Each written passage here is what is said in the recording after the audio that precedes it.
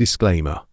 The opinions and speculations presented in discussions about true crime are based on available information, public records, and individual perspectives. They do not constitute factual claims or legal conclusions. Content provided is for entertainment purposes only.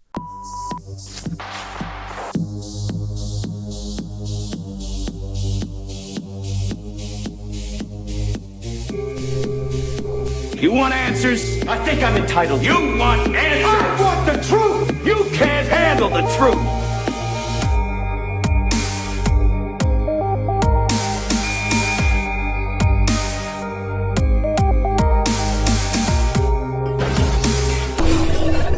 Order in the court.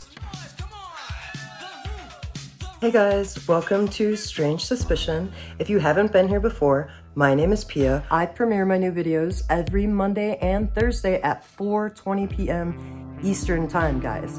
So if you're watching this at a different time and you're wondering how to join us for the premiere, just show up at 4:20 p.m. Eastern. Join the conversation. Your opinion matters here and it's respected.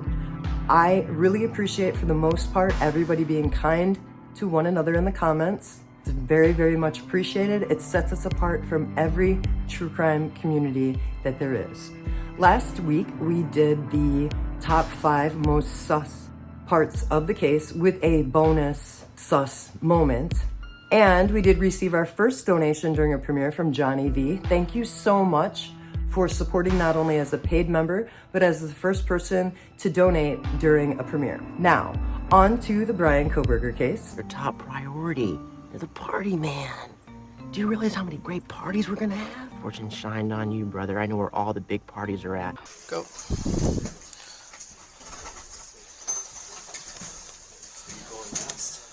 Yeah. Police department search warrant. Come to the door.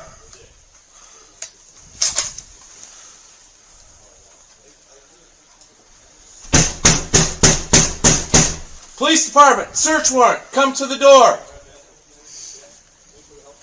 Good. One more.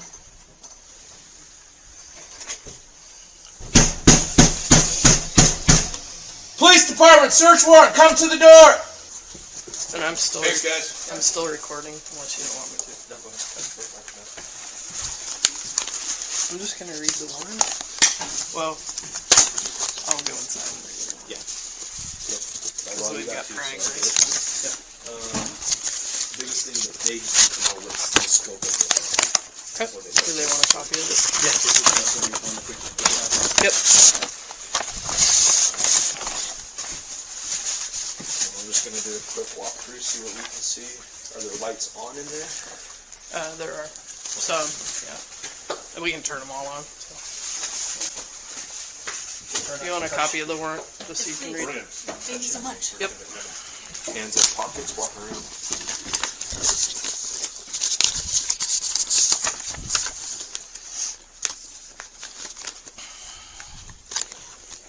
Very sparse. Fancy computer. Really? Yes. Oh, fuck. That I wasn't expecting. Mallory's going to be all over that. Fancy. So he was told he could do a triage here, and then once it gets packaged, we can't do anything until we get a warrant in Idaho for it. Correct. So he can triage it while we're still here. Yeah.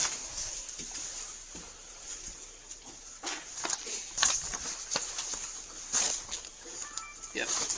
The technical specialist is authorized.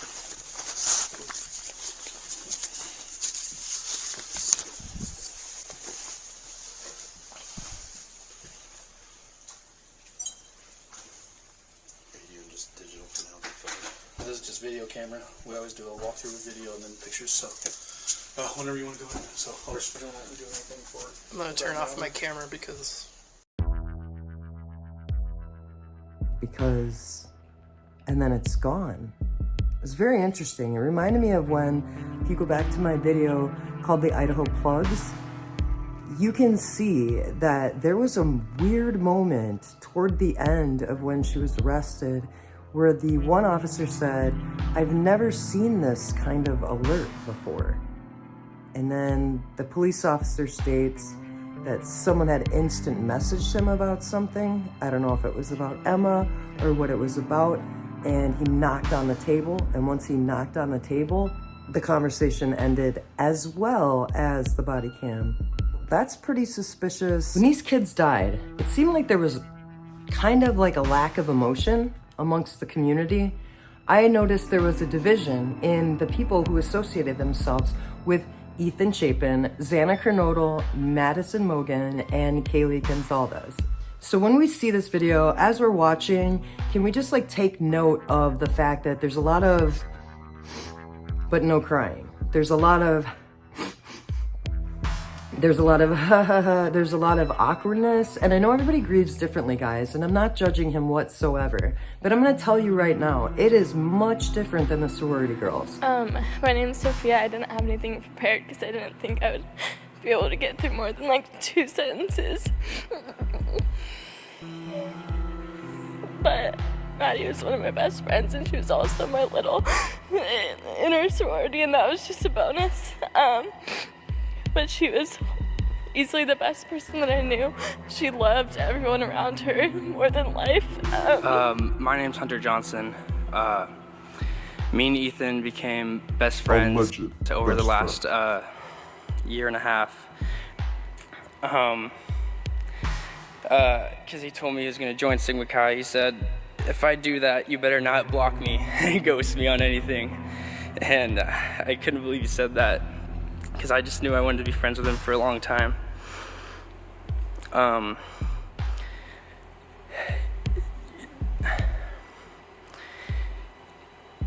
He had such an infectious smile and a charismatic personality. And if you knew anything about Xana as well, they were very similar in how they acted together. Me and Ethan shared a lot of memories together. Usually at a party where me and him would be controlling the aux and be singing at the top of our lungs any country music song with 50 other people in there not saying a word, just us singing as loud as we could. If you knew Ethan, he was never angry about anything. He would never get upset. You couldn't upset him ever. And one time we went to play 18 holes. If you won the hole, you got $2. If you tied, you didn't get it, it just turned to $4 the next hole. And I remember he won the first hole. He whooped me, actually, that first hole, and I remember him being so happy, and he was pretty confident going up to the next hole. Unfortunately for Ethan, I ended up winning the next 17 holes.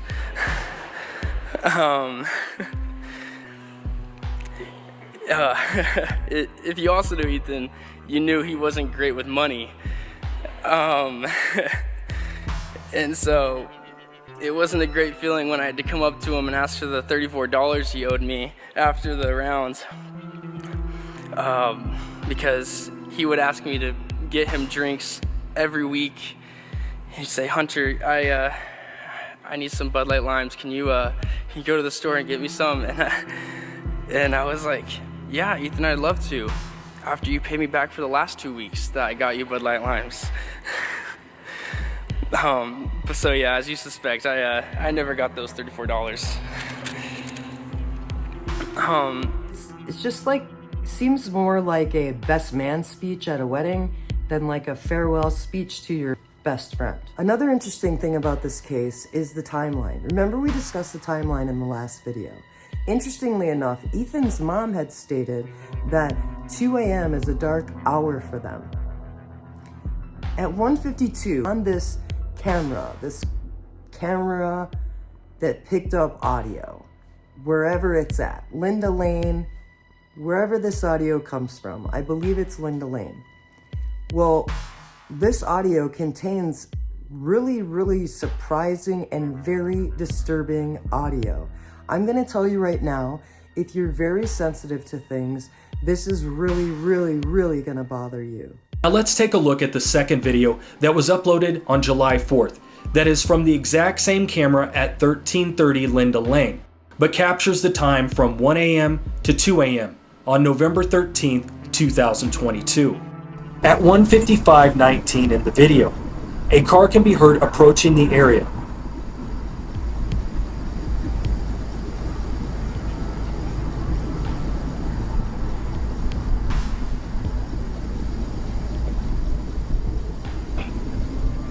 And then at 1:55:45, a female's voice can be heard briefly.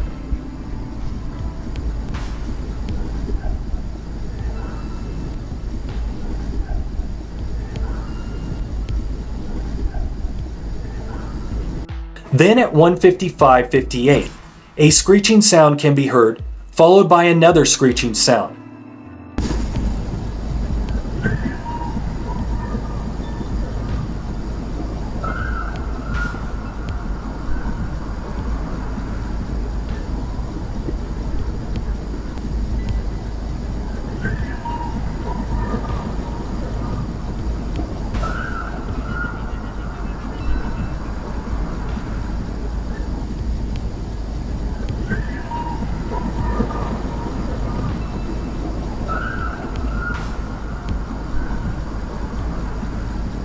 At 1:57:04, a bizarre shout can be heard.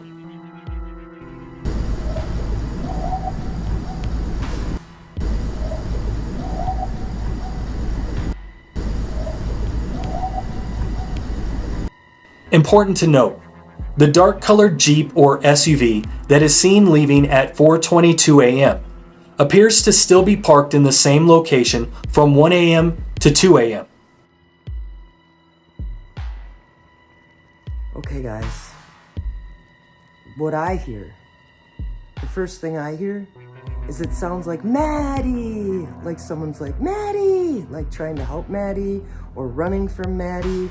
I don't know what that was. And then there's also, I hear Xana in there. I also think I hear Murphy at the end. I hear Murphy barking. So being that that's at 1:52, I would be more inept to believe that Ethan's mom is correct about the timeline.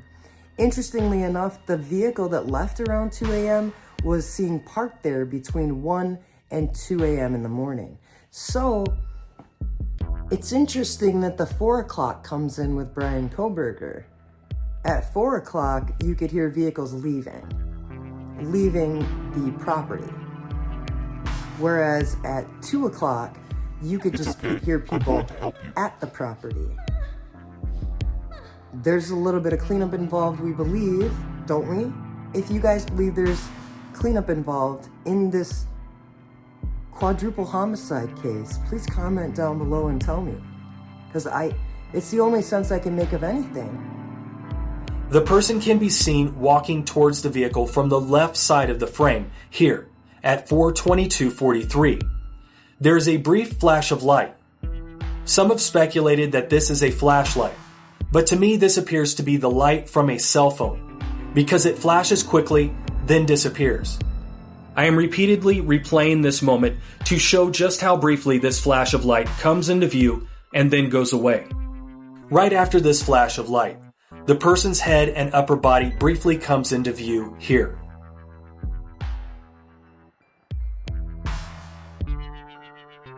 The person then gets into the vehicle at 4:23:01. They start up the engine, back out, and then pull forward. The vehicle appears to be a dark-colored SUV or Jeep.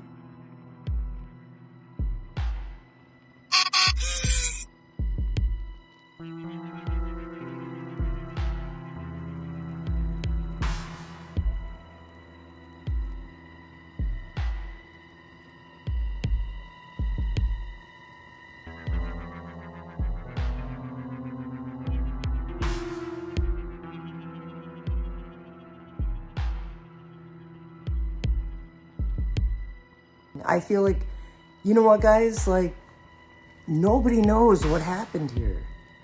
Nobody's talking. You can check out all their social media all you want. They were on Yik Yak. Interestingly enough about Yik Yak, If you're not familiar, I'm not a college student, so I wasn't familiar with this either. Yik Yak is a social media platform where you're anonymous, but your location is not. So I'm wondering, did somebody ask Bryan to come party to set him up? I believe that there was a man of interest that everybody has ignored. And it's probably because it's been scrubbed from the internet. I can't find it anymore, guys, but I do have the tail end of it. I happened to find it while browsing around on TikTok, trying to figure out where I had seen this before. The man with the sweater. Date of birth? Yep, 2001. No, so you are 21. Oh, yeah. Okay. I wasn't trying to do anything. What happened to your head? Dude, weeks ago. Oh, really? Oh, dude, I swear to God, that was 3 weeks ago. Hey, look who's waking up. It's a fucking party, man. Guess the party ain't over, huh? We're gonna have a long night of partying, man. I'm gonna tell you that, a long night. The sweater guy is interesting because he also dealt with the police that night. You can't see any injury on his head at the grub truck. You could zoom the video all you want. You're not gonna see any injury on his head. The whole point of the call was he stated that when him and his friend returned back to their house, that there was a knife taped to their door. And they don't know why. Police thought it was weird. They asked him for his ID, confirmed he was old enough to drink alcohol, and just left.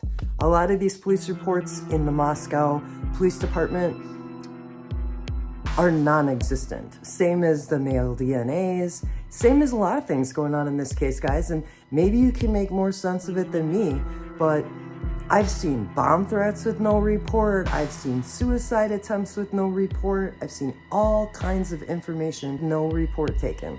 Yet, a police officer, as we saw, will take your picture of your ID and just be on his merry way. We are all going on instinct. Each and every one of us has an instinct about this case. If you're involved in discussing or watching any of these true crime channels, we know that we're going on instincts and we know that there are strong opinions, but I think it's very important for you guys to understand, unless you know something for fact, I would not go spreading it around and emailing it to people and causing a ruckus with everybody's content and trying to get your name mentioned.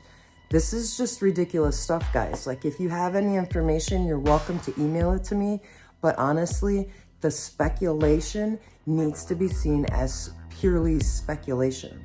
There are a lot of hot tempers and fiery opinions in this case, and we're all in this together, guys. We're all here for Ethan, Xana, Maddie, and Kaylee. That's why we're here. Not to see who's right and who's wrong, not to criticize people who don't agree with us. Let's do it for them. Dealing with this case, I discovered some really interesting information. There was some information concerning a hair inside the victim's underwear. I'm not sure what's going on there. I think that there should be like more attention based on the cigarette butt as well as the latex glove. There is a disconnect here with the information. It seems to me that the people who are responsible for this have not been caught. I am unsure why Dylan or Bethany are in hiding. I don't know what good it's doing them or the friends of theirs who, or at least the roommates that they had at 1122. It's interesting though, right guys? Like, how could it even be possible? They're negligent. That's apparent, you know what I mean? It's apparent that these two either weren't home or knew about it. Allegedly. She was there. Allegedly. This one person looked her in the eye and just walked away. Based on the timeline we were given, I would fight as hard as he is as well. Innocent or guilty, it's important that we remember that this could have been more than one person. And if it is, I hope that those people responsible for this investigation are held accountable and face consequences. Because had this been any member of my family or any of you, I would fight as hard as I could to make sure whoever did this is not walking around among us. I feel like there's too much to lose. Is the Moscow Police Department just going to keep doing the things they're doing and investigating the way they're investigating? Is the state going to continue disregarding all kinds of information, like DNA information, like the fact that it's absolutely impossible that house only had 3 unknown male DNAs? You can see that on their TikTok. You can probably see it on their Yik Yak. You could probably see it if they... I'm not sure how active young people are on Facebook, but I did see their Facebook. So I don't know if that's just like something they kind of did once in a while or if things have been taken down. I did notice there was a guy who I felt was a little bit suspicious. I did mention it in the members only community post. So those of you who are members, shout out to you. You already know this. But this individual is very, very interesting. Sometimes when you're researching true crime, you will go through people's social media. And so I did just that. I went through Ethan, Xana, everybody's social media, not to be intrusive, but try to like connect the dots. You know what I'm saying? So I found this person who was on Xana's Facebook, and I noticed the pictures that he posted. This picture right here, I feel like it's important to take a look at the date that it was posted. If you take a look at this date here, it was after the murders, and it's just him and Xana. And then there's another picture, and it looks like they're like at a function, like some kind of ceremony or maybe a dance or something frat and sorority related. But I thought it was very interesting that Ethan and Loach got in a fight that very same night. And then I ran across this person's Facebook, and there's only like 2 pictures on there. And one is Xana and this individual, and the other one is Xana standing next to Loach. So were Xana and Loach once involved? That's what I'm wondering, because maybe that's why he was so embarrassed. Because Xana's like, yeah, you got shriveled balls. And Ethan's like, yeah, you do too many steroids. And everybody was laughing. And then he got roided up and had something to do with this, possibly. Allegedly. Nobody knows. Let's keep in mind, guys, that we don't know. We're all running on assumption. Which is what I like about our community, is that like we all know that like we all have strong opinions, and we all support those opinions with all kinds of things. And we're real passionate about catching the people involved in this. But we got to keep in mind, like, my opinion's not any better than yours not any better than whoever. We're all the same. We're all running on assumption. But when you connect the dots, David Loach is undoubtedly the most sus person to me. And that's because he had a picture, and I can't find this picture, but I know you guys know the picture. It's at night, he's smoking a cigarette, and he's on that couch in the back. The same couch that got thrown in the dumpster with the rest of the house. I don't know the validity of everybody who's spoken out and claimed to know these people, but I do know that there was a claim that they were out back and they were smoking. So if they were dead at 2, if they were dead at 4, whatever time these homicides took place, in the morning, there were people out back smoking. 4 people out back just toking it up. You know what I mean? Just chilling out, just like any other day. Nothing to see here. Just like the house.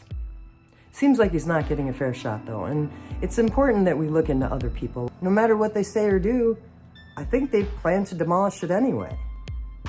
What if the FBI and the Moscow Police Department had to face consequence for this investigation? What if they had to answer for all the mistakes that they made? I feel like there is a big chance that no matter what, Bryan Kohberger will go down for this. But my question to you is, do you think that's fair? Do you think it's fair that somebody doesn't stand a chance, No matter how much evidence presented, no matter how many times his motion for dismissal was rejected, he just continues and continues to fight this case. That kind of person could stand in front of a firing squad. Not only will they protect the guilty parties of this case, the guilty parties get to move on. They get to go on with their life and they get to do whatever they want. They're going to do whatever they're going to do. But I want to get to the truth. Let's figure this out together, guys. We're smart enough. We care about justice and innocence and truth. They're young people. I'm sure they made some kind of mistake, whether this was over drugs or something else. They're young, they're foolish, they make mistakes. Doesn't mean they need to be murdered. And tell me what you think's going on. Be brave and go right down in the comments and tell me who you think is responsible. It's all right, it's just my channel. I respect all your opinions. Thank you for being here with me today. I really enjoy our time together, and I hope to see you again on Thursday at 4:20. Thank you, Sus Gang. Remember to like, comment, and share the video. Thank you. Shit, man, the fucking party, man. Party's over.